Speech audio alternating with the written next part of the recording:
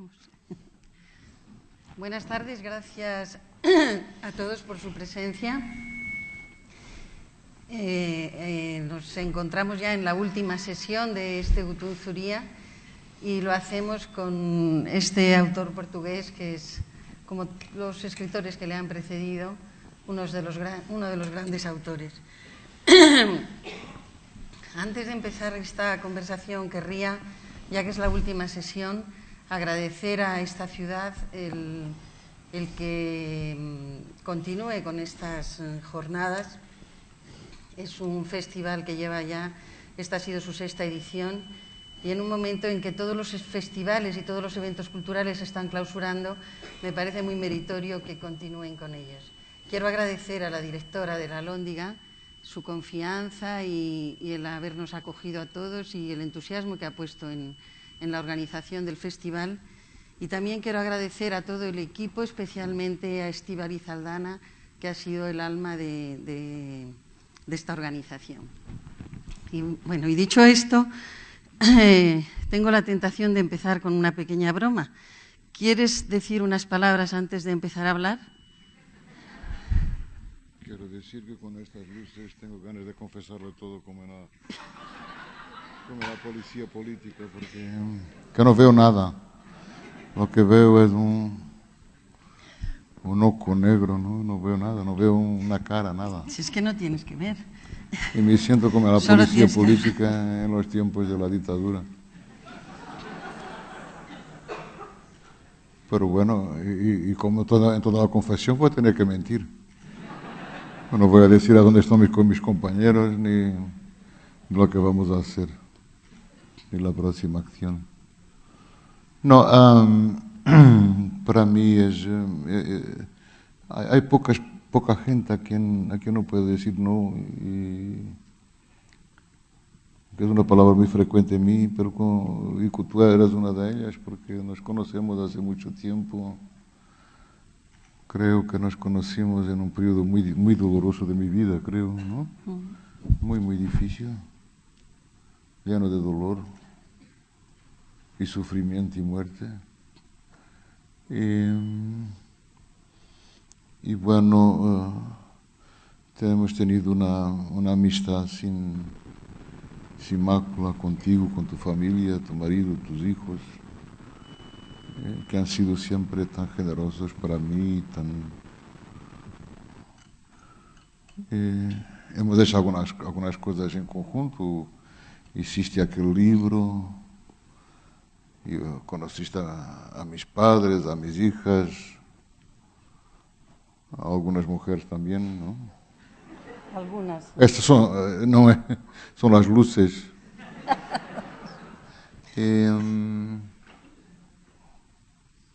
Bueno, y estoy aquí porque no tuve valor de decirte que no. Y estoy aquí hablando para un negro oco que no, donde vienen unas risas, unos murmurios, una sospecha de existencia humana, de que no estoy seguro. Pero es divertido, estoy aquí para divertirme. Bueno, por eso empezaba con la broma de Cantinflas. ¿Quieres? No, esta era otra cosa, es que estaba contando a Marisa que Cantinflas empezó un discurso diciendo, antes de hablar, quería decir algunas palabras. Pero él le dice mucho mejor que no importa quién de nosotros, ¿no? Mejor dejarlo para él. Tú cuando apenas tenías 7, 8 años, construiste tu primer libro y pusiste, simplemente era un cuaderno con unas pastas de cartón en las que escribiste obras completas de Antonio Lobo Antunes. Un poco más adelante, y perdona, le dijiste a tu padre con 12 años que lo único que querías es ser escritor. ¿Tan claro lo has tenido desde el principio que ese era tu destino? Sí, mi madre, cuando yo tenía 3 o 4 años, tuvo una tuberculosis, ¿no? Yo soy el mayor, mi madre ha tenido 8 chicos, todos machos, y yo soy el mayor, el primero. En los primeros 5 años tuvo 4 hijos y siguió teniéndolos. Era muy raro, porque alguna cosa se pasaba en Alemania, yo creo, para que eso se pasara, porque mi padre era médico, estaba especializándose en Alemania y venía una vez al año. Y cuando se iba, el vientre de mi madre empezaba creciendo y un nuevo bebé nacía. Cuando él cesó de su trabajo en Alemania y volvió a Portugal, entonces cualquier cosa que existía en Alemania que él traía y que le transmitía, no sé cómo. Y bueno, yo tenía 3 años, estaba enfermo. Es muy raro eso, porque lo aprendí muy temprano, de estar horizontal en un mundo de gente vertical, que entra, que sale, que hace lo que quiere, etc. Y mi madre me había enseñado a leer y empecé a escribir solo, y era muy divertido, porque se ponían las palabras detrás de unas de las otras, ¿no? Me perdone mi castellano, que es una mierda. Y hacía sentido, y eso me encantaba. Mira, los escritores están siempre mintiendo, ¿no? Porque están posando de perfil para la eternidad y quieren que la gente piense que inteligentes son, que cultos son, etc. Pero cuando ustedes preguntan quién han sido los actores que han sido importantes para usted, te vienen con Homero, con cosas así. Sí, te lo iba a preguntar. Esa es mentira, es mentira. Para mí ha sido Donald, Flash Gordon, los cómics, era lo que leía, y he empezado a escribir por eso. Lo que llaman los grandes autores los he conocido mucho más tarde. Entonces lo que he empezado a escribir porque quería escribir cosas como las leía en los cómics, en los libros para niños, ¿no? Y esa ha sido la gran influencia, ¿no? Esa que me ha dado ganas de escribir ha sido eso. No Joyce, no Faulkner, no nada de eso. Bueno, no tan mayor conociste a los buenos escritores. Con 15 años escribiste una carta a Celine que te contestó y durante muchos años has llevado. Sí, pero eso yo ya era ya muy mayor, tenía 13 o 14 años, ¿no? Bueno, sí. Cuenta cómo fue eso. Sí, pero en esos tiempos ya escribía. Después mandaba, por los 8 o 9, mandaba las cosas para los periódicos con pseudónimos. Y por veces las publicaban. Y por 13 años mi padre me ha dado a leer un libro de Céline en francés. Mort à crédit. No es su primer libro, es su segundo libro. Y le escribí para pedir una foto autografada, como si fuera un actor de cine. Y le decía que quería escribir y bla, bla, bla. Y él me escribió una carta muy, muy amable, diciendo, mira, niño, que no vas a tener tiempo para nada, para ir al cine, para estar con tus amigos, etc. Y de hecho era muy difícil para mí, porque yo jugaba en Benfica, el club, y ganaba mucho dinero para mí. Con 14 años ya ganaba dinero. Estaba en un club pequeño y un día al llegar a casa mi madre me dice, esta gente de Benfica en la oficina de tu padre. Entonces he sido transferido con 14 años para Benfica. Y de repente tenía dinero, lo que para un niño que no tenía dinero ninguno era. Y, bueno, una de mis extremidades tocaba Benfica, el deporte con los entrenamientos, los estagios, los juegos, los partidos, todo eso. Y la otra parte, la literatura, que no me quedaba tiempo para estudiar. Y me acuerdo la primera vez, yo era muy rubio, en que entré en portugués se dice balneario, no sé cómo se dice en castellano, a donde uno se viste, se prepara para los partidos. Yo venía de un club pequeño, entré en Benfica, estaban los otros chicos preparándose, y me miraron, y uno de ellos dice, el padre del rubio es doctor. Se quedaron todos mirándome. Una cosa increíble, porque eran niños muy pobres, ¿no? Y Y para que en los entrenamientos te pones un colete de colores diferentes. Y tiraron el colete a un niño para ponerlo a mí. Y he mirado la cara del chico, que tenía 14 años como yo, y pensé, con el dinero que él gana, él sustenta a su familia. Y él me miró con una cara que jamás iré a olvidar, jamás. Bueno, y entonces después de esa carta de Céline, le escribí, me escribió y me daba consejos. Céline tiene fama de ser un hombre horrible, intratable, se ha muerto en 61. Y he guardado durante años el envelope donde él había escrito mi nombre con su mano. Para mí era una cosa preciosa, años. Lo traía aquí. Después lo perdí, no sé cómo. Bueno, y después he hecho parte del equipo nacional con 17 años de juniors. Se dice juniors, también aquí. Para el Campeonato de Europa. Y cuando volví, mi padre me dijo, se acabó el deporte. Creí que te había dicho se acabó la literatura. No, eso no hablo. Eso no hablo. Se acabó el deporte. ¿Pero por qué? ¿Por qué no estudias? ¿Por qué no estudias y el deporte se acaba? Y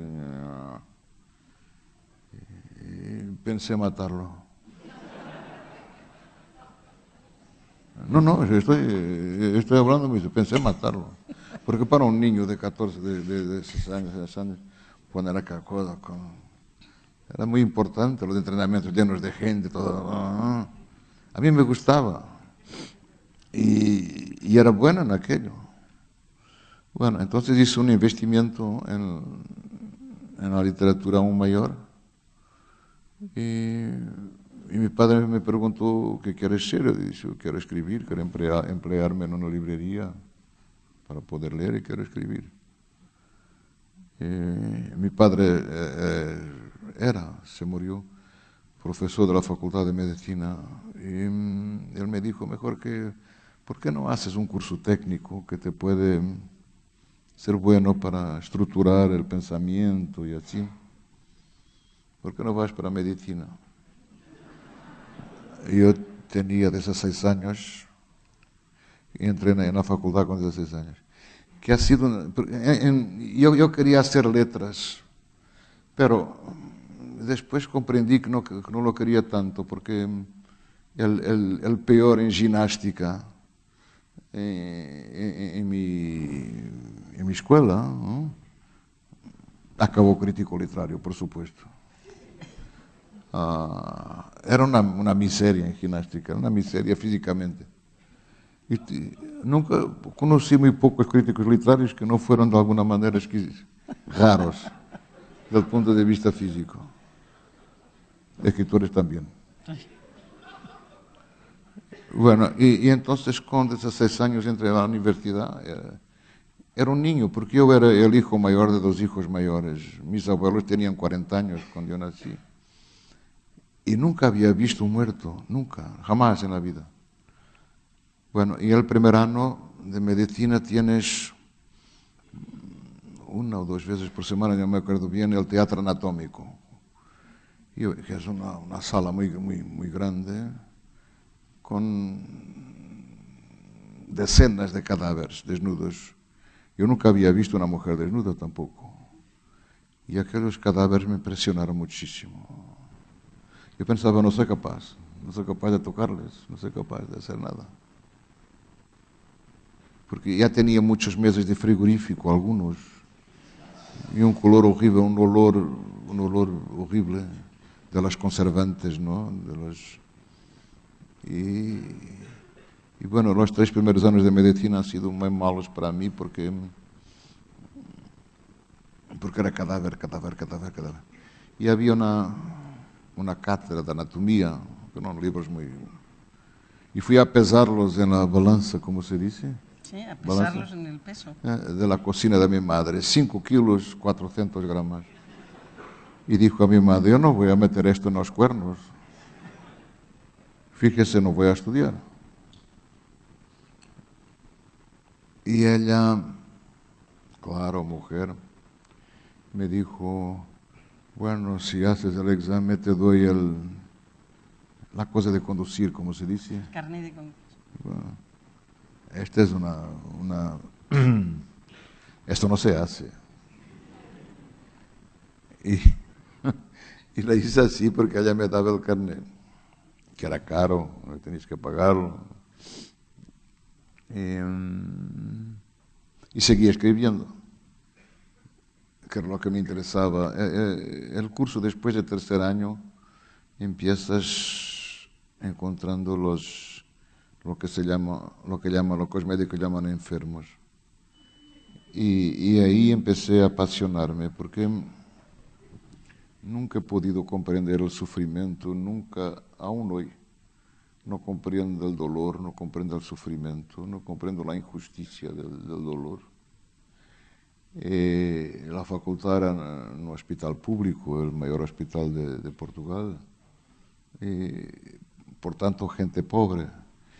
Y ha sido con esa gente pobre que he aprendido las cosas más extraordinarias que he oído. Por ejemplo, me acuerdo de una señora que no tenía dinero para los medicamentos, muy pobre, que me dijo: quien no tiene dinero no tiene alma.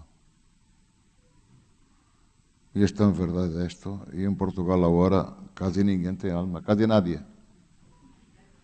Los exministros, gente así. Los hijos de puta tienen alma, la gente no. Bueno, y se fue pasando así y acabé el curso y escribía, pero lo que escribía era muy malo. Yo no tardé mucho en encontrar mi voz. Aún no es esto, aún no es esto, aún no es esto, aún no es esto. Y lo rompía todo y empezaba de nuevo, y lo rompía, empezaba, y lo rompía, empezaba. Y andé así mucho, mucho tiempo.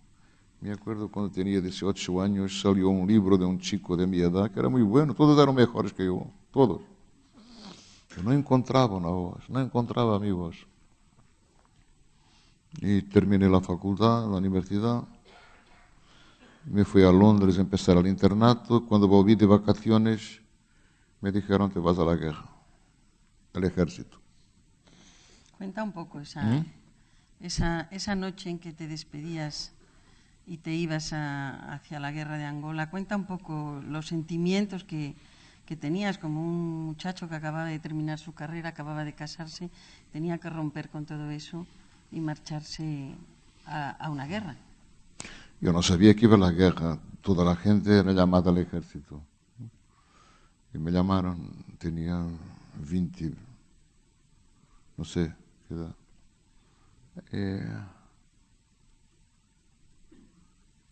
Y había la guerra, pero no se hablaba de la guerra. No podías hablar, en los periódicos no se podía hablar. Un primo mío, primo hermano, se murió, ha sido muerto allá. Pero no se hablaba, nada, nada. Era un asunto tabú. Había la policía política. Como no se hablaba de política en casa, por ejemplo, salían en los periódicos, por ejemplo, la policía prendió 12 comunistas y otros demócratas. La palabra democracia no se podía decir tampoco. Y no se hablaba en casa porque no sabías que era el soplón. Podía ser tu marido, tu mujer, tu hijo, tu mejor amigo, como con el escritor de Carlos Pires, que me llamó después de la revolución para mostrarme su proceso. Era su mejor amigo, el padrino de su hija, era el padrino de la hija del otro. Entonces no se hablaba de nada en casa, ni con tus amigos hablabas política, nada, con nadie.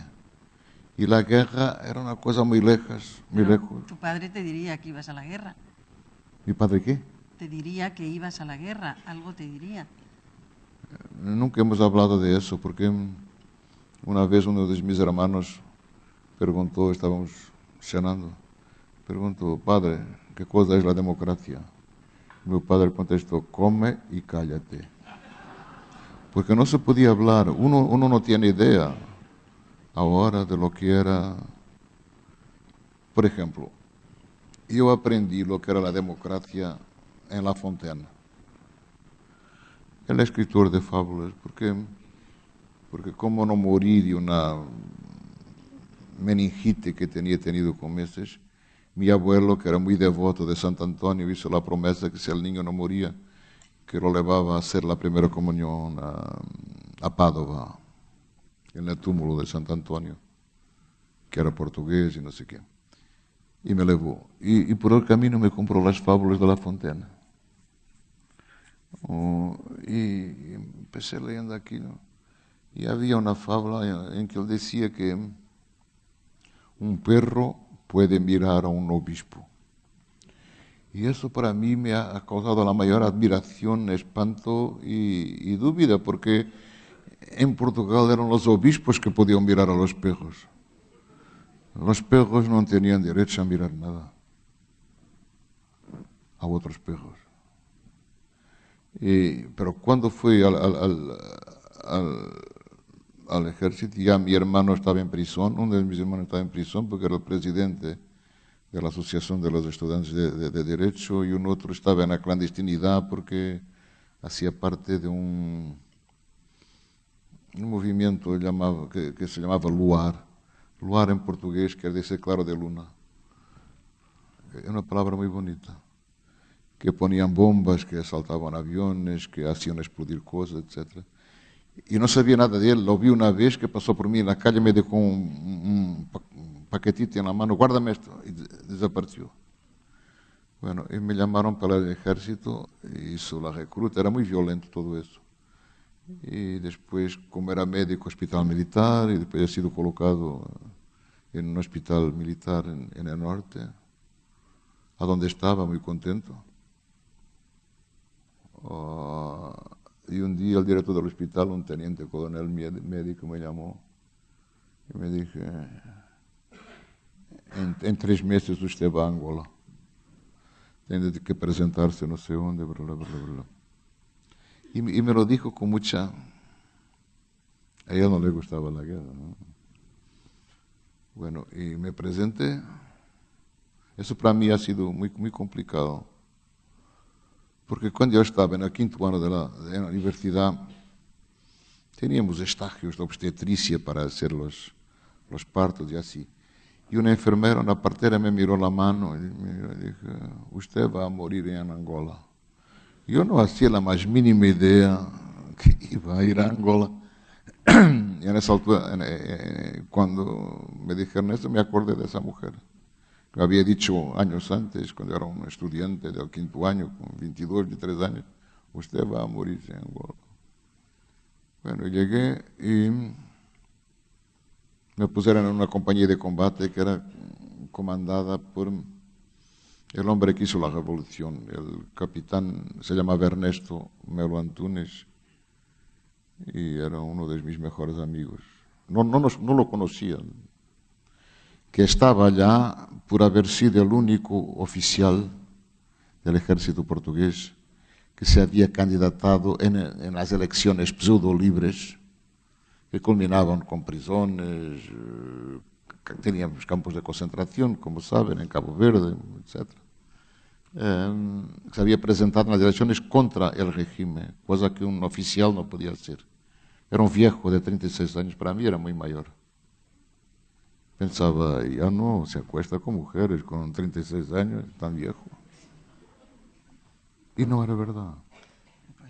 Bueno, y le dije, escuche, mi capitán, yo no quiero quedarme aquí, yo no quiero ir a la guerra, yo me voy. Él hablaba poco, parecía hijo de Edward Jean Robinson y una rana. ¿Y una rana? Una rana, sí. Yo pienso que su madre era una rana, su padre Edward G. Robinson.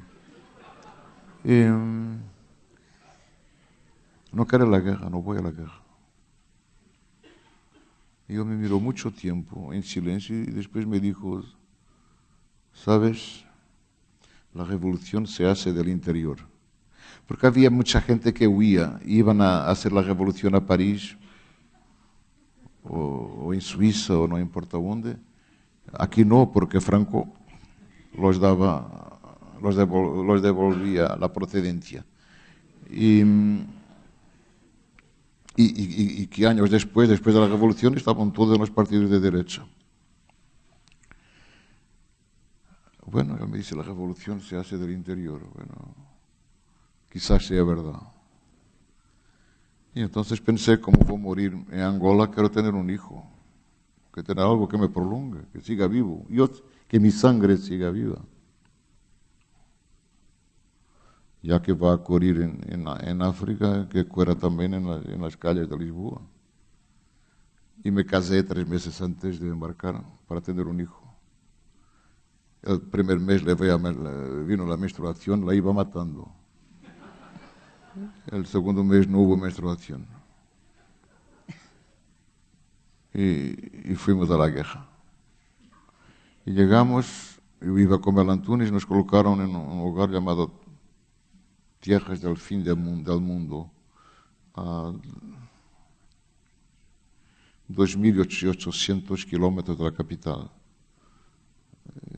Porque era donde el MPLA, el Movimiento Popular de Libertación, estaba entrando por la Zambia, estamos en la frontera con la Zambia. Yo estaba en la compañía de Melo Antunes, que era el comandante de compañía, 4 oficiales, un capitán, 4 subtenientes, después tenientes, y éramos 150. Y él dijo, llamó a los oficiales, dice, señores oficiales, yo no quiero hacer la guerra. Yo soy contra la guerra, no vamos a hacer la guerra. Y durante un mes nos quedamos sin hacer nada. Venían órdenes y él no cumplió, no vamos a salir. Hasta que un chico que se fue en una Mercedes al río por el agua, se murió con una mina. Nuestro primer muerto. Y jamás voy a olvidar la cara de Ernesto, que el color de sus ojos cambió y me dijo, sabes, me había jurado llevarles de vuelta a todos. Vamos a vengar esta muerte. Y empezamos a salir por una razón personal, para vengar la muerte de aquel chico que tenía 20 años. Yo seguía escribiendo. Ernesto hizo la revolución, así de ideólogo. Sin él no hubiera habido la revolución. Tuvo puestos muy importantes y fue el hombre con más valor, con más coraje física, con más cojones que he visto en la guerra. A donde nunca he visto los soldados eran extraordinarios de valor y de coraje.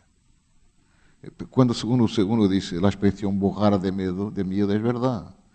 Porque una vez un oficial era cobarde y tuvimos una emboscada, ¿se dice emboscada también? Bueno, y él, lleno de miedo, se metió debajo de la Mercedes, borrándose, y lo hemos retirado a puntapiés, y por causa de él que murieron no sé cuántos chicos, 4, 5, 6, no me acuerdo, no me interesa. Estaba todo borrado, el espectáculo de la cobardía, el espectáculo físico de la cobardía es una cosa repugnante. Entonces hubo la ceremonia que es horrible también de todos formados, ¿no? Y quitas las platinas de oficial a un hombre es muy duro, ¿no? Pero todo era muy violento y la vida no valía nada. Yo seguía escribiendo, todos los días escribía. Cuando no estaba en la mata, la mata es estar en la, ¿cómo se dice? Frente, en el combate. Cuando estaba en el arama farpado, yo escribía todo el tiempo. Y lo mostraba a Ernesto, mira lo que hice. Ay, es muy bueno, pero no era. Yo tenía obligación de hacer mejor, no era bueno. Y lo rompía y así, rompía. En esa etapa también leíste muchísimo, te mandaba tu mujer libros al frente. Ah, sí, porque la correspondencia tenía 2 especies de censura. Había la censura política, hecha por la policía política, y había la censura militar que hay en todas las guerras, que no puedes decir a dónde estás. Nada, mi familia no sabía de nada, a dónde estaba, lo que hacía, no sabía.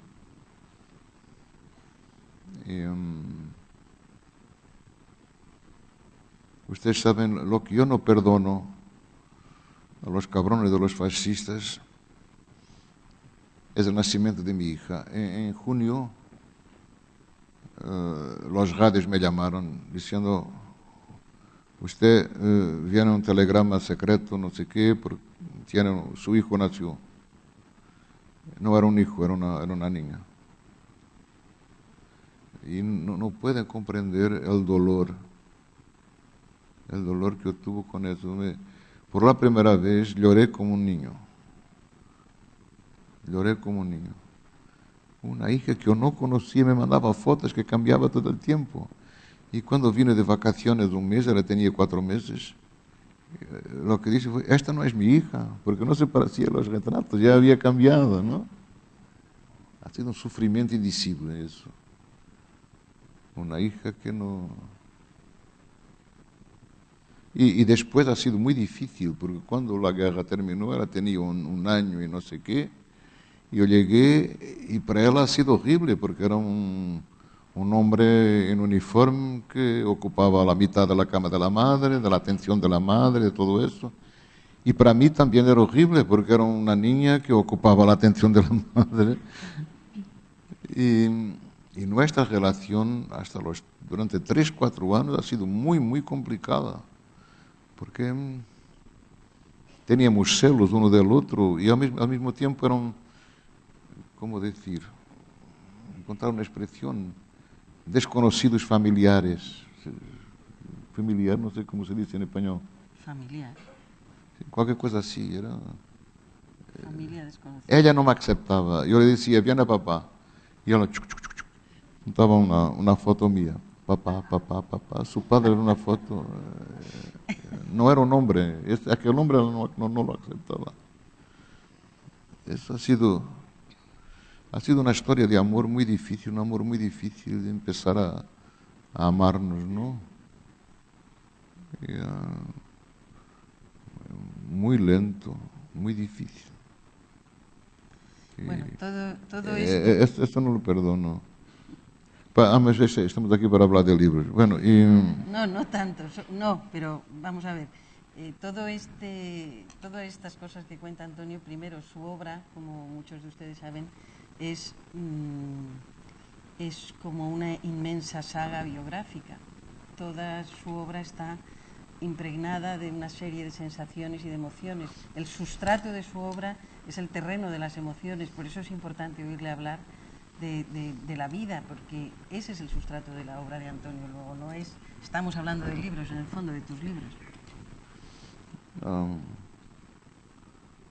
Bueno, yo no había encontrado nada, ¿no? Y después de la guerra hubo un clic en mí, no sé, y empecé un libro. Pero nadie sabía que yo escribía, no conocía a nadie en los medios literarios y ninguna editorial lo quería en Portugal, ninguna. Pero esto es a tu vuelta de la guerra ya. O sea, vuelves de la guerra, escribes tu primer libro. No, años después, yo volví de la guerra en 73, el libro salió en 79, lo había terminado en 76 y estuve 2 años y medio siendo rechazado por todos. Era un amigo mío, muy prestable. Y se llamaba Memoria de Elefante, se llamaba así. Y finalmente una editorial pequeñita lo aceptó y fue un éxito fulminante, ¿no? Y vendí 200.000 en menos de un mes. Porque durante la dictadura los escritores, para que los libros no fueran por la policía y para que no iban en prisión, y muchos fueron en prisión, contaban historias pasadas en la antigüedad, en países imaginarios y no sé qué. Y se esperaba que con la revolución que iban a aparecer las obras maestras que estaban en los, ¿cómo se dice? Cajones. Eso. Y no apareció nada. Y los escritores que ya escribían bajo la censura siguieron escribiendo con los mismos vicios, contando historias, etc. A mí las historias no me interesan un pito. Si quiero leer una buena historia, voy a leer Simón o García Márquez, tiene 1 o 2 buenas. No me interesa un pito, las historias son para las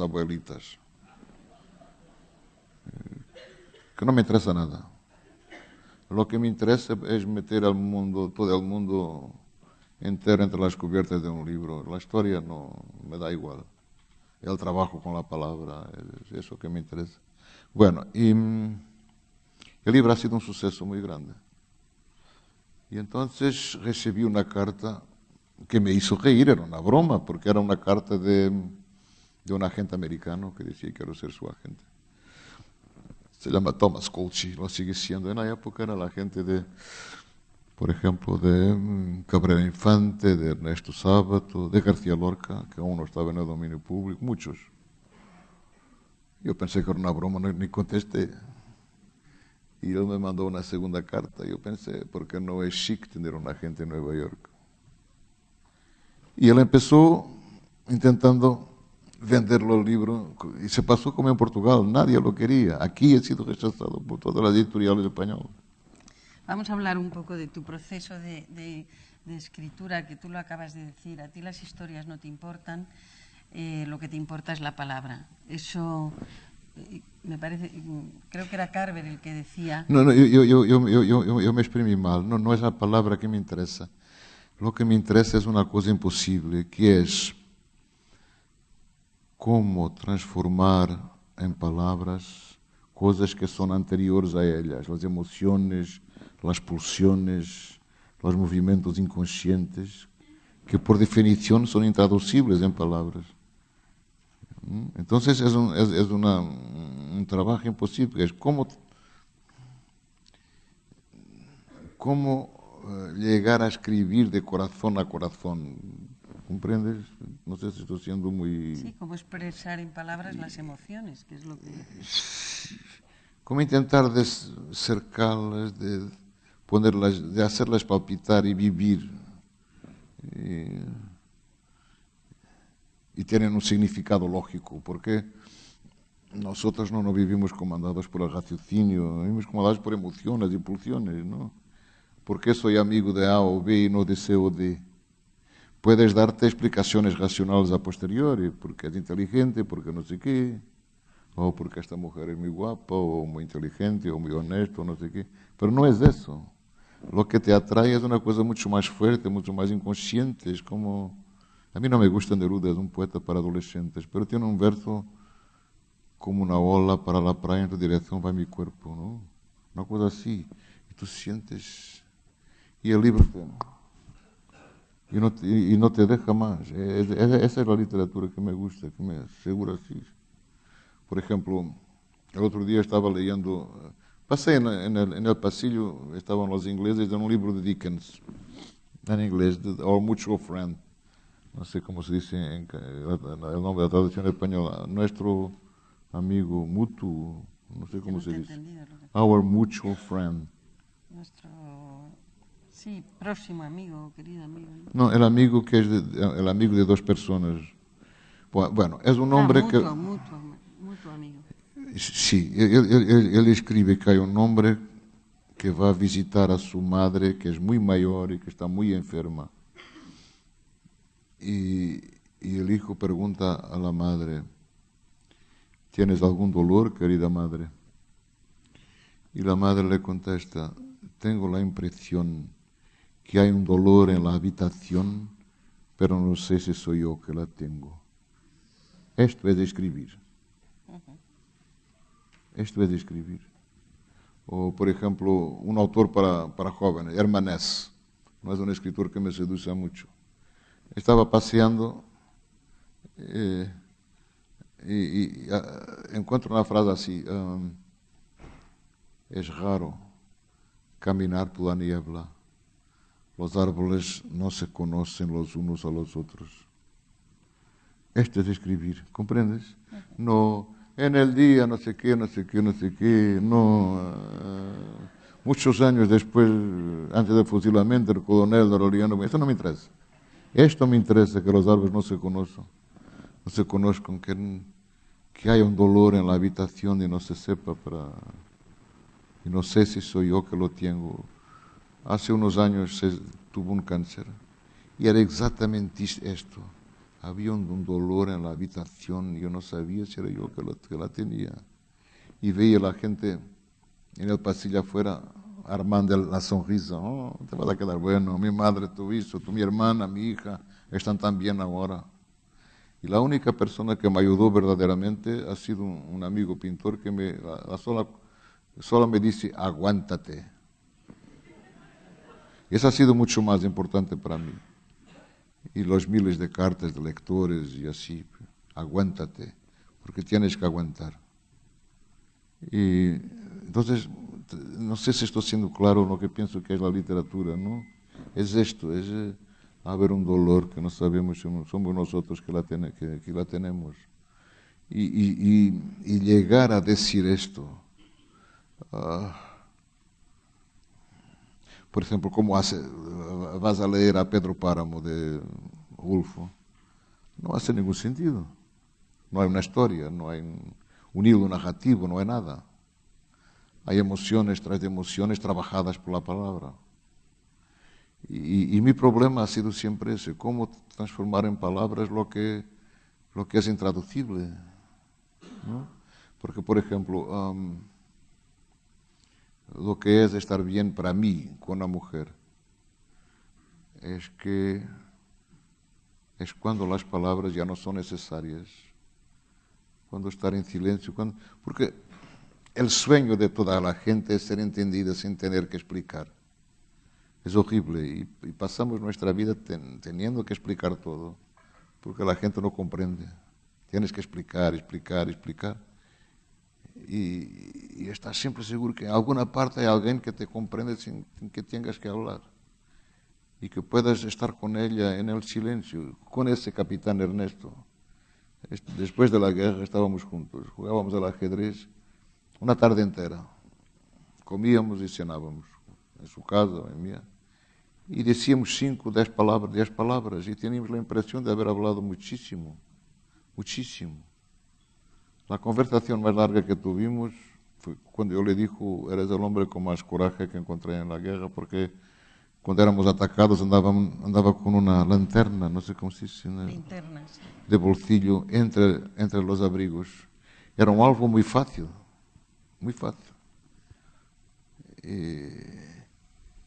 Y él se quedó en silencio mucho tiempo y luego dije, ¿sabes? Es que por veces me apetecía morir. Y se murió con 65 años de un cáncer del pulmón que le hizo de una manera que él no merecía. Hizo la revolución, ha sido ministro de los Asuntos Exteriores, ministro de esto, de aquello, ha impedido el golpe de derechas en 75, ha impedido a los comunistas de tomar el poder, pero cuando el golpe de los paras se dice paras aquí también, ¿no? Para que estaba muy ligado, manipulado por el Partido Comunista, fueron vencidos, pero él dijo, necesitamos del Partido Comunista para tener una democracia verdadera. Sí, él fue un protagonista en la revolución, que fue uno de los protagonistas de la revolución de los claveles. Era más que eso, era un hombre. Era un hombre, era todo un hombre. Y al mismo tiempo capaz de cosas tenía el pudor de la ternura, ¿comprendes? Una ternura muy masculina, abrazaba muy bien. A mí me abrazaba muy bien. Y es bueno ser abrazado por un hombre. A mí me gustan los hombres que no tienen miedo de ser mujeres. Y bueno, éramos muy amigos, como hermanos. La víspera de morir se meó en los pantalones y me dijo, mira, se pasó esto conmigo, no me dejes morir sin dignidad. El día antes.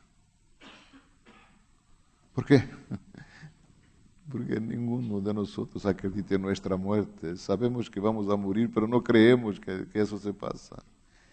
Cuando María Antonieta en el cadafalso pedía, solo un minuto, señor Carrasco, ese minuto era eterno, no iba a morir nunca. Cuando por la mañana suena el despertador, sí, solo más 5 minutos. 5 minutos son eternos. Mi madre vive en función de eternidad desde un año, tiene un cáncer y todo. Pero ese año es eterno. El tiempo no existe en tanto que tiempo. El hombre que más escribió sobre el tiempo, Santo Agustín, como se dice en español. San Agustín. Sí. Cuando le preguntaron, pero usted que ha escrito tanto sobre el tiempo, ¿qué cosa es el tiempo? Él contestó, si no me preguntas sé, si me preguntas ya no lo sé. Es como los libros. Sé cómo hacerlos, pero explicar no lo sé. ¿Y por qué son así? Y escribo sin plan, sin nada. ¿Tú no te interesan la historia ni tampoco te ciñes a un género? Tú mismo has definido tus libros como epopeyas líricas. Eso hace mucho tiempo. Bueno, sí, pero sigues escribiendo igual, o un poco mejor. Uno cambia. No, mi pregunta era, en tu prosa coinciden poesía, narrativa y pensamiento.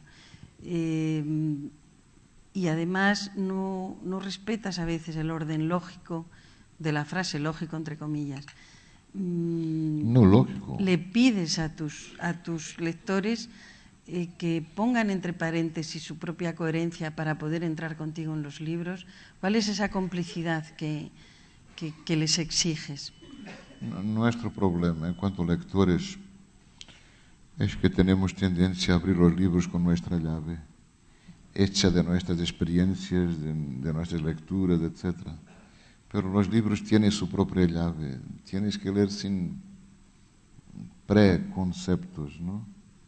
Tienes que entregarte. Por ejemplo, las primeras veces que leía Conrad no comprendía nada, porque leía con mi llave y tuvo que aceptar la suya.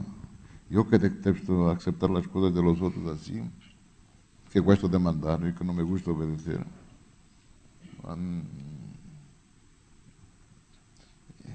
Aquel hombre me eleva para donde quiere.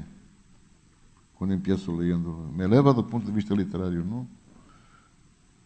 Sus libros son magníficos. Por ejemplo, Heart of Darkness, Corazón de Tinieblas. Las tinieblas, el corazón de las Es un libro muy complicado técnicamente, porque es un río dentro de un río, dentro del interior de un río, etc. Es muy difícil. Es un libro maravilloso, con una fuerza increíble. Pero la diferenciación de los géneros, poesía, prosa... No sé, Tolstoy decía que una novela es un libro que el autor decidió llamar novela. Y cada vez más la distinción de los géneros me parece artificial, no me parece natural. Escribes, es todo, haces lo mejor que puedes, trabajas lo más que puedes. Y tienes que trabajar en la frontera del desconocido y del futuro, y que no tener miedo, porque escribir es muy difícil, y a mí me da miedo, Ahora en el hotel me olvido de escribir todo el día, todo el tiempo que puedo, pero te da miedo, y ahora que con todos estos premios, todos estos honores, me hace... Al mismo tiempo, es muy curioso porque me pagan para hacer lo que yo pagaría para hacer. Eso es divertido. No sé, estoy un poquito harto de hablar, no hablo mucho. Y esta historia de la policía política, que no veo nadie. Ya te queda poco. Solamente te quería preguntar sobre en qué forma... yo creo que, claro, lógicamente ha influido o te apoyas un poco tu formación como médico, tu formación sobre todo como psiquiatra y las experiencias en el Hospital Miguel Bombarda donde tanto tiempo ejerciste. Cuenta algo de esas experiencias. Yo recuerdo una visita que te hice allí, que tu forma de rebajar la violencia y la tensión de los internos era abrazarles y... A los enfermos, ¿eh? Sí. El contacto físico es muy importante. Se recibía, no sé, más 20% por los peligros físicos. Pero para mí el contacto físico, yo tengo una vocación animal, me gusta tocar, oler, pero la cosa más importante que se pasó conmigo en los hospitales no ha sido en la psiquiatría, ha sido cuando era interno de pediatría.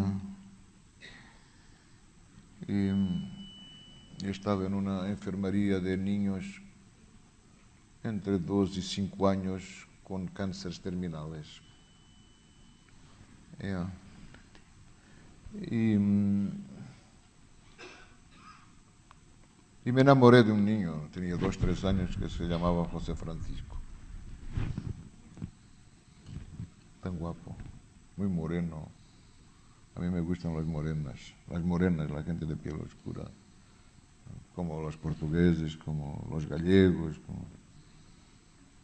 Bueno, y que no tengo, desgraciadamente. Una abuela alemana, resultado triste. Y me enamoré de José Francisco, ¿no? El niño era... y lloraba pidiendo la inyección de morfina con 3 años. Esto es... Por veces pensaba, la única razón por que perdono a Dios es porque no existe. Porque cómo se deja este sufrimiento, niños que no hicieron mal a nadie, que nunca fueron políticos, ni secretarios de Estado, ni gobernadores de nada. Bueno, y él se murió. Cuando se muere un adulto, tracen una padiola, 2 personas, una cosa. Sí. De hecho, ponen una camilla. Sí, en una camilla. Sí, ponen la sábana por arriba y lo llevan para los frigoríficos para la autopsia. Pero él era solamente un niño. Aún no había publicado libro ninguno yo. Y como era solamente un niño de 3 años, vino un hombre solo con una sábana y en la sábana lo llevó así. Y yo estaba en una enfermería mirando el pasillo y el hombre que se iba alejando con el niño. Y el pie de José Francisco hacía así. Y eso cambió mi vida, y porque pensé, ya encontré mi camino, voy a escribir para ese pie.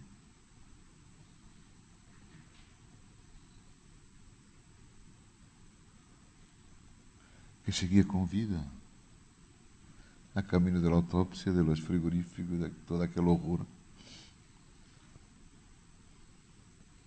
Voy a escribir para el pie de un niño muerto.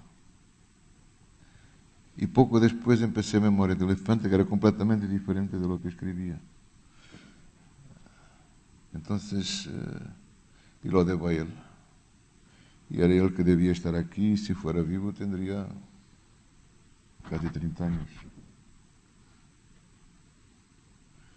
Y sería, espero yo, un hombre tan enternecedor, tan cariñoso como era el niño, porque venía para mí, yo le pegaba y me besaba y era muy cariñoso, porque tenía muy pocas visitas, su familia era muy pobre de provincia, no tenían tiempo para visitar al niño, estaba tan solo como todos aquellos niños estaban solos.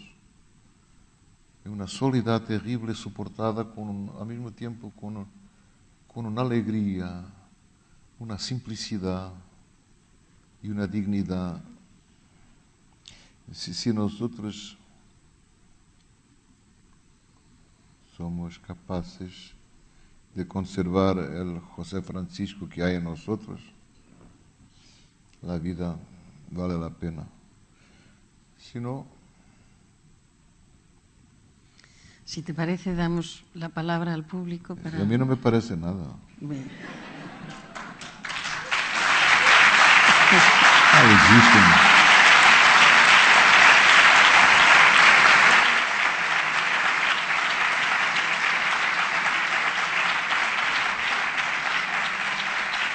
¿Cómo existe?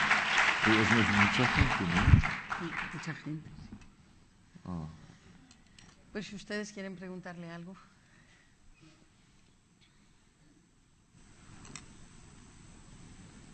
Parece la resurrección Si no, de la sigo carne. yo, ¿eh?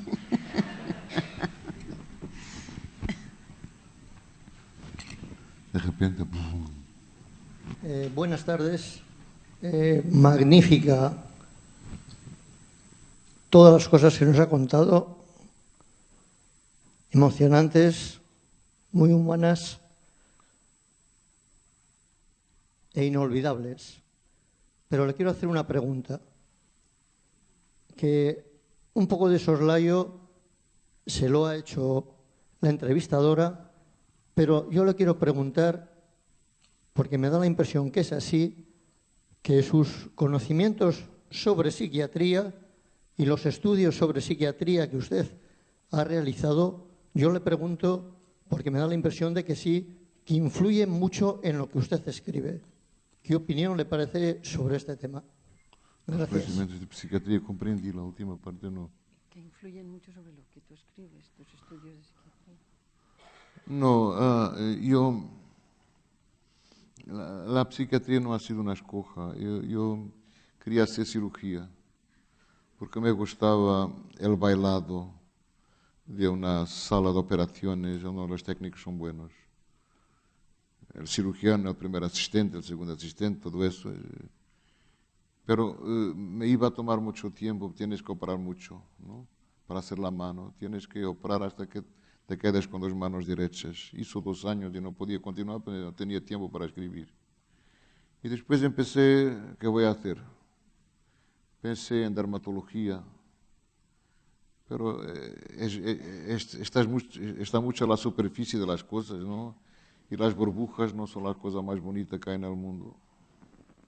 Entonces me pasó por la cabeza la psiquiatría.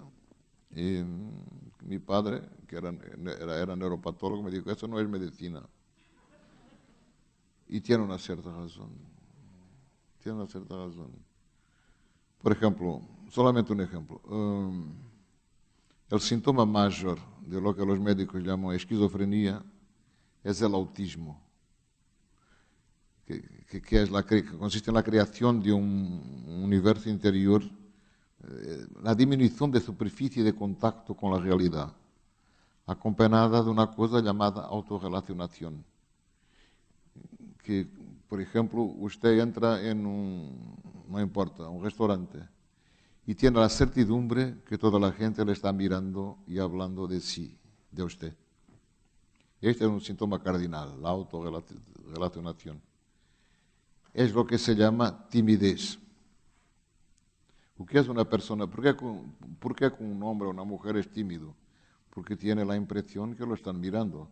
Si no tuviera la impresión que lo estaban mirando, que no tendría timidez alguna, no le gustaría estar con los otros. Bueno, que se pasa con nosotros, ampliado, entonces lo que los médicos llaman enfermedades no es más que la ampliación de cosas corrientes de nosotros. Cuando dicen hay 1% de esquizofrénicos en el mundo, 1% al lo tiene. Pero los síntomas los tenemos todos. Y a cualquier momento eso dispara. Por ejemplo, la timidez es eso, porque si no tuviéramos el miedo de ser observados, no hubiera timidez. No sé si estoy siendo claro. Me acuerdo de un hermano de mi madre que cuando iba al cine y se quedaba una cosa, no podía levantarse y fijar la platea. Tenía miedo, porque tenía la impresión, sin nunca decirlo, esto no era consciente para él, que el mundo le estaba observando. Y no comprendía que el mundo se está cagando en nosotros. Hay 2 o 3 personas que se interesan por nosotros, 2 o 3 que nos detestan. El mundo que no quiere saber de nosotros para nada. Entonces todo esto... Y después había una cosa que me repugnaba mucho, que era ¿quién decide lo que es normal? ¿Qué cosa es ser normal? ¿Qué cosa es la norma? Porque el concepto de normalidad ha cambiado a lo largo de los tiempos. No es por acaso que la epilepsia era llamado por los romanos de doença sagrada, de enfermedad sagrada, molestia sagrada. Eran hombres que estaban en comunicación con los dioses. Cuando yo estaba en África, a la gente que tenía alucinaciones auditivas eran muy considerados porque estaban en contacto con espíritus superiores. Entonces el concepto de normalidad cambia. Por ejemplo, para mí, el otro día estaba escuchando en la televisión un reportaje en directo de un debate en el Parlamento. Si yo fuera médico, los internaba a todos. No estoy bromeando, porque decían, puedo citar ejemplos, decían cosas increíbles que yo no aceptaría en un gabinete médico. Increíbles. Irrealistas, paranoides, megalómanas, todo eso. ¿Comprende? Entonces, si un médico, en la víspera, no ha sido capaz de hacer amor con su mujer, en el día siguiente los enfermos van a pagarlo. Van a pagar. Si usted está muy contento y sonriente y todo, dicen, está con hipomanía, vamos a tratarlo. Por ejemplo, yo entraba en el hospital, si estaba contento decía, buenos días al portero. Y el portero, usted hoy viene muy contento, así. Porque cuando tú estás bien, la gente se enfurece, no tienes derecho de estar bien. ¿Cómo estás? Se va andando así. Porque nunca decimos, mi editor francés, ¿cómo estás? Me contestaba, muy bien. Yo me quedaba ofendido. ¿Qué derecho tenía aquel hombre, que se murió también, y joven, qué derecho tenía él de estar muy bien? Pero lo decía con entusiasmo, ¿cómo estás, Cristian? Cristian, muy bien. Très bien. Cabrón. Por ejemplo, si usted, su posición, encuentra una mujer que le interesa mucho, inmediatamente sus amigos van a decirle, mira que ella, he oído decir que eso va a acabar mal, toma precauciones, ve lo que haces, mira lo que haces. Porque había un moralista francés del siglo XVIII que decía, Chamfort, que decía, en el sufrimiento de nuestros amigos hay algo que no nos es enteramente desagradable. La Rochefoucauld que ha dicho eso. Y es verdad. Y es verdad. Por ejemplo, todas las semanas alguien me dice, ¿sabes quién está muy mal? Y tú sientes la alegría escondida con un ar triste. ¿Sabes quién está muy mal? Fulano. El pobre, tan joven, el pobre. Jamás un hombre o una mujer me dijo, ¿sabes quién está muy bien? Esto nunca se dice. Porque quien está muy bien debía estar en prisión, ¿no? Entonces, para muchos médicos, algunos, hay médicos muy buenos, y yo lo estuve como enfermo y he visto eso. Para muchos médicos, por ejemplo, los psiquiatras se están tratando a sí mismos a través de los otros. Pero eso de, ¿sabes quién está muy mal? Antes de venir, la víspera de venir, ¿sabes quién está muy mal? No, un hombre que no conozco muy bien en el aeropuerto, que estaba muy contento hablando con los amigos, me vio, Antonio, un ar muy pesaroso, inmediatamente un ar triste, ¿sabes quién está muy mal? Que se dice de ojos cerrados. Entonces, ya sé que si mis amigos me vienen a decir, esa mujer, mira que no me parece por qué, he oído decir que, o ese hombre, un hombre con muchas mujeres, con esto, con aquello, es que usted ha hecho la escoja cierta, porque la gente se llega llena de ciúmes, como se dice en castellano. De celos, Celosa, de celos. Ya no es de celos. La felicidad es una cosa que no se soporta. Sabes que está muy bien. Nunca nadie me dijo. Cuando él me decía, très bien. ¿Cómo estás, Cristian? Muy bien. Eso me ofendía. Los portugueses en general dicen, ¿cómo estás? Vamos andando. Con un aire melancólico para que no se piense que están bien, ¿no? Para que no se piense que están bien. O entonces, ahora estoy bien y se toca la madera, ¿no? Pero nunca se dice, ahora estoy mal y se toca la madera. Sea como sea, esto de estar vivo no va a acabar bien. Pero puede durar bien. Y nos hacemos todo para no ser felices. Lo hacemos todo para no ser felices. Y tenemos miedo. Aquella mujer es demasiado guapa, tengo miedo. Es una cosa que me divierte en los hombres, el miedo de los cuernos. Me divierte muchísimo. Muchísimo. Es demasiado guapa. Yo, hubo una altura de mi vida en que esa es una censura permanente de Marisa. Me gustan las mujeres de escaparate. Claro que me gustan. Sí. Y me seguirán gustando.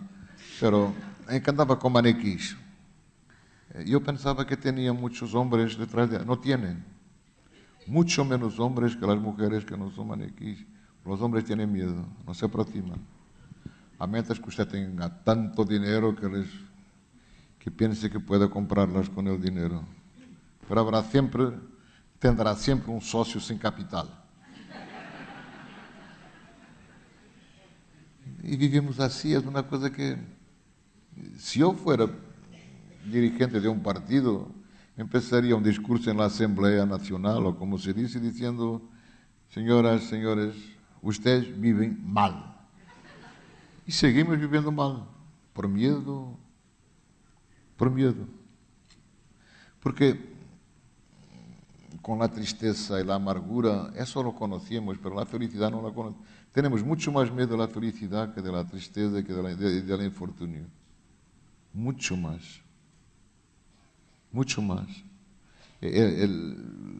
Porque empezamos de inmediato a antecipar. Esto no va a acabar bien. Esto no va a acabar bien. Está tan feliz que no deu nada por aquello. En la esperanza que alguien vaya a decir, ¿sabes quién está muy mal? Siempre en segredo. ¿Quién? No es él. No es él. A ver si alguien más quiere preguntar algo. Sí. Dado que ha mencionado usted ahora la Asamblea Nacional, antes ha hablado también en un comentario de los hijos de puta.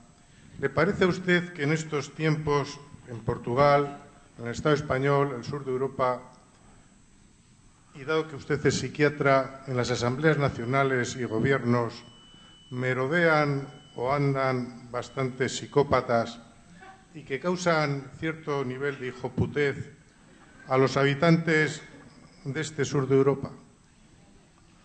Yo no quiero hablar de política porque me apetece cenar. Pero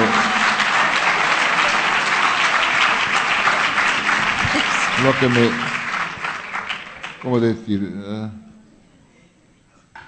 Lo que me cuesta es que la gente competente y buena, porque la bondad es mucho más importante que la inteligencia, que no vaya a la política, no quiere. Cuando estaba con un amigo mío que es un intelectual que admiro mucho, George Steiner, profesor en Cambridge, él me decía, los mejores alumnos, ninguno va para la vida política, no quieren.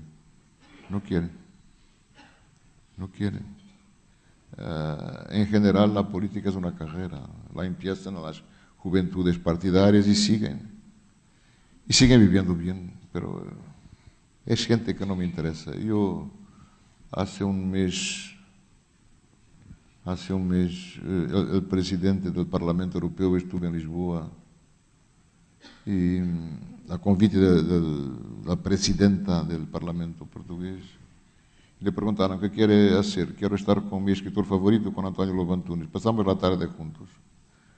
No es del partido de la señora Merkel, es un socialdemócrata, un hombre con 48 años. Martin Schulz.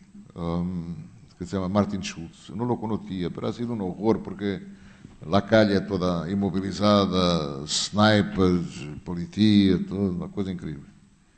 Y hablamos 5 horas. Hablamos de libros todo el tiempo, él hablaba.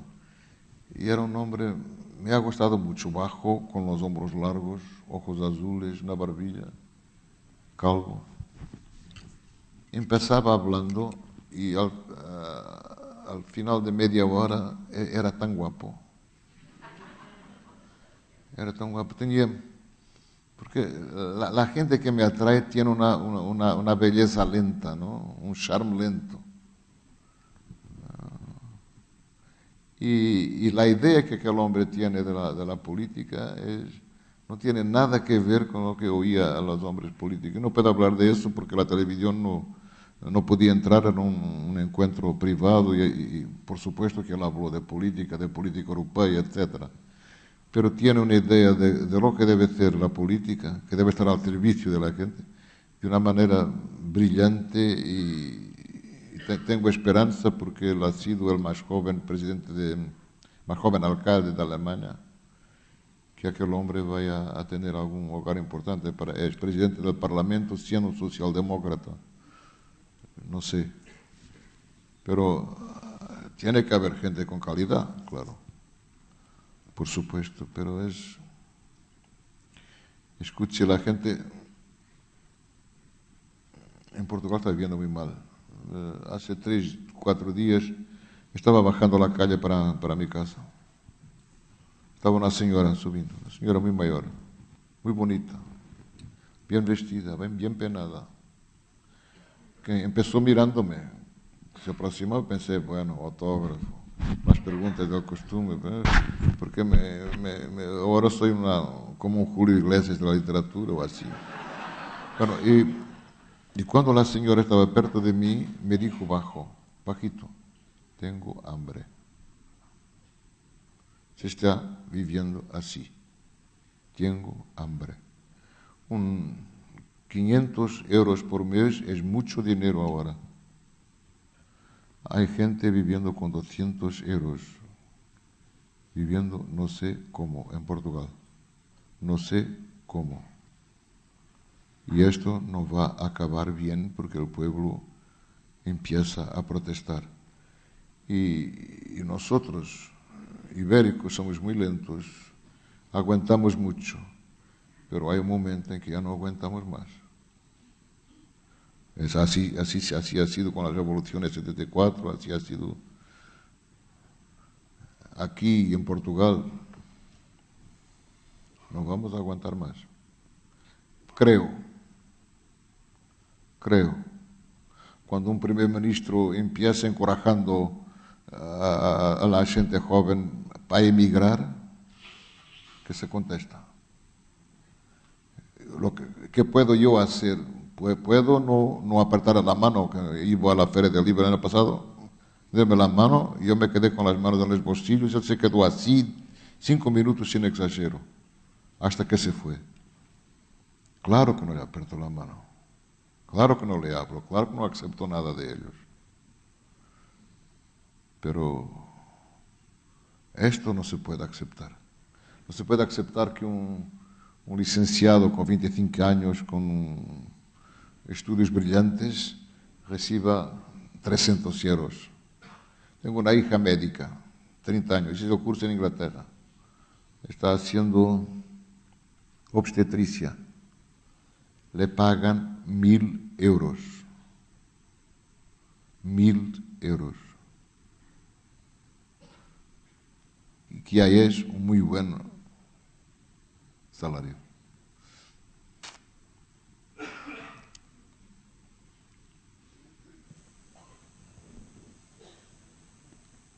O sea,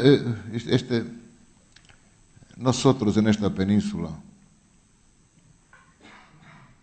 somos muy orgullosos. Y que más no sea por orgullo, la gente no va continuando a aceptar esto. Usted va a Lisboa a ver los restaurantes vacíos. La gente que va al restaurante para comer al almuerzo, como se dice, una sopa y un pan. Es todo. Una sopa y un pan. Una sopa y un pan. Y siguen comprando libros no sé cómo. Porque no tiene dinero para ropa, ¿no? Los cines están vacíos, incluso los estadios de fútbol, que es la pasión nacional, mucho menos gente. Los espectáculos, los transportes, mucho menos coches. El desempleo, cada vez mayor. No es posible. Y Steiner me decía cuando estaba con él, hay la crisis que los americanos empezaron y van a ser ustedes, los portugueses, los españoles, los griegos, los italianos, los de Europa del Sur, que van a pagarla toda. Y yo sonreí y no le creí. ¿Cuándo te encontraste con Steiner? ¿Hace 2 años? La última vez, ahora está tan enfermo. Steiner es quizás el mayor intelectual que hay en el mundo, ¿no? Estoy de acuerdo. Escribe sobre literatura, sobre filosofía. Es un hombre con 84 años. Tuvo una vida difícil, un judío. Y la última vez, 1 año menos. ¿Cuándo se publicó aquel encuentro? No sé si... Yo creo que hace 2 años, sí, un encuentro en Cambridge. Pero ahora está muy enfermo y no lo sé. Yo me decía, me estás sonriendo. Serán los países como el tuyo que van a pagarlo todo, ¿no? Lo estamos pagando. Vamos a dar opción a una última pregunta y terminamos.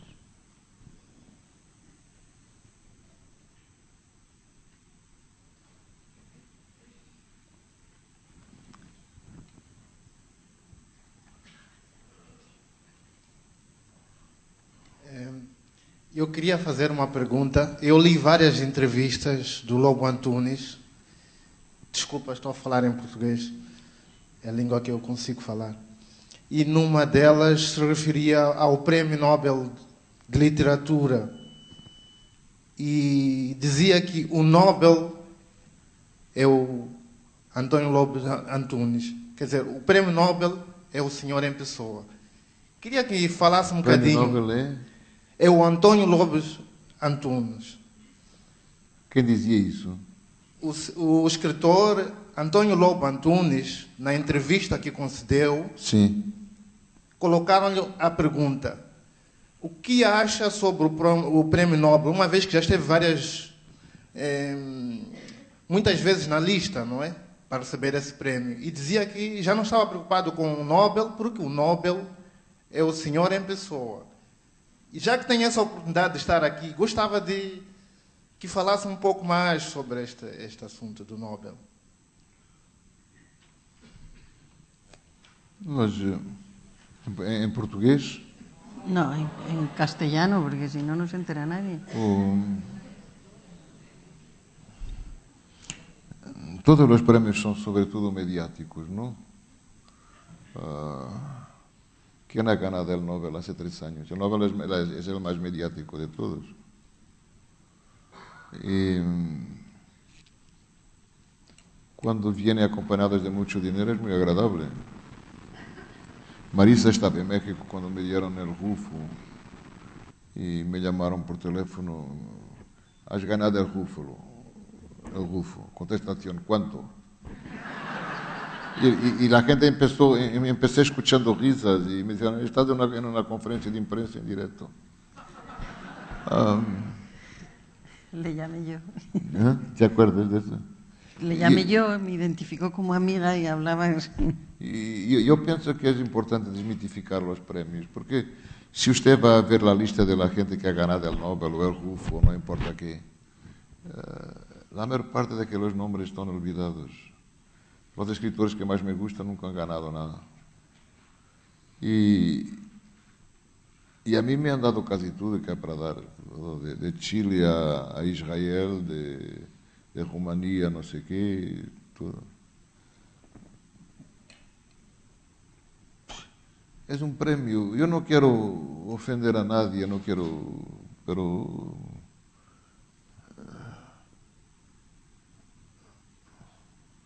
sinceramente es una cosa en que no pienso mucho. Ni poco, no tengo tiempo, estoy escribiendo. Pero tengo la impresión que es, no importa qué premio, es una persona que se queda encantada y 200 que se quedan furiosas. Porque no la han ganado. Este es el más mediático de todos. Lo que me hace preguntar por qué un premio dado por un jurado hecho por no sé cuántos son suecos es más importante que los otros por el dinero. El premio que yo conozco que tiene, a donde ha dado a los escritores con más peso que conozco es el premio Jerusalén. Pero ese empezó en 1940 y ha dado 200 años. Pero en general, los escritores que conozco personalmente no hablan de premios. No sé,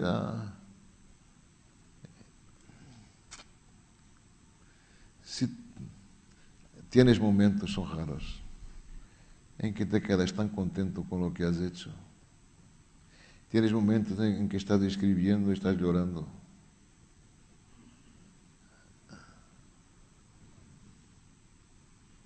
Tienes momentos muy malos en que no crees en nada de lo que estás haciendo.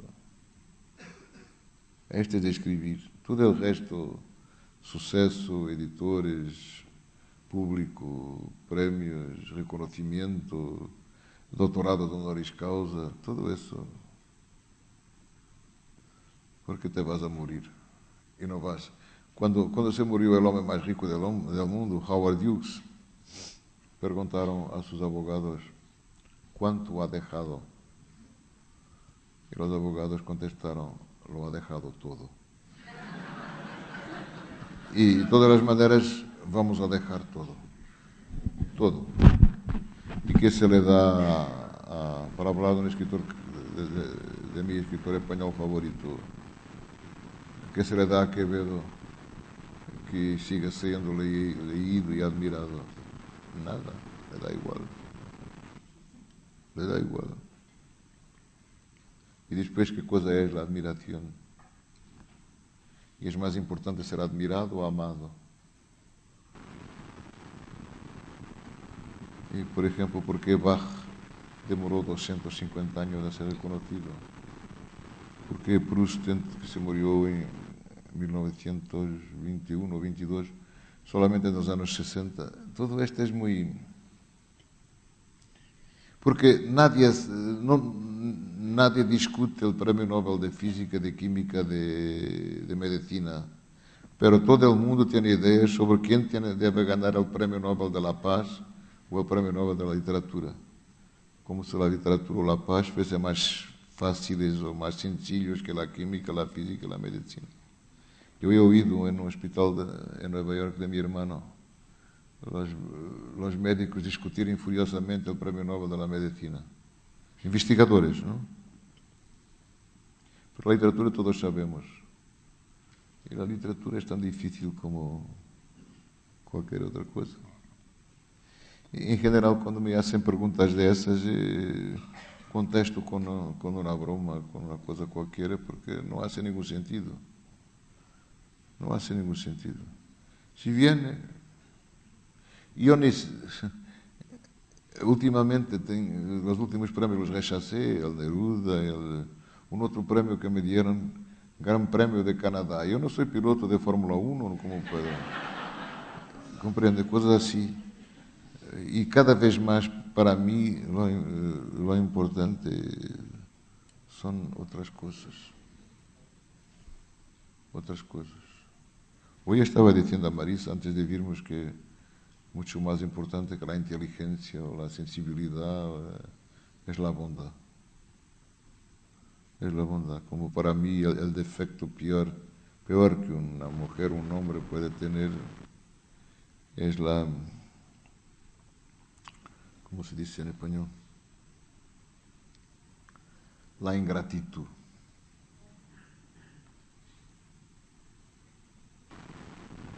Que es un sentimiento que no comprendo. La ingratitud. Yo tengo que estar grato a mucha gente, a vosotros, por ejemplo, a las personas que tan generosamente compran los libros y los leen, a los periodistas. La gente ha sido muy generosa para mí. Y eso solo me da un sentimiento de gratitud y de humildad. Es todo. Uno tiene que tener el orgullo humilde, ¿no? Tienes que ser orgulloso, no vanidoso, pero tienes que ser orgulloso y humilde. Y en terminando le diré, ¿sabes quién está muy mal? ¿Cómo? Ahora te lo quito, ¿no?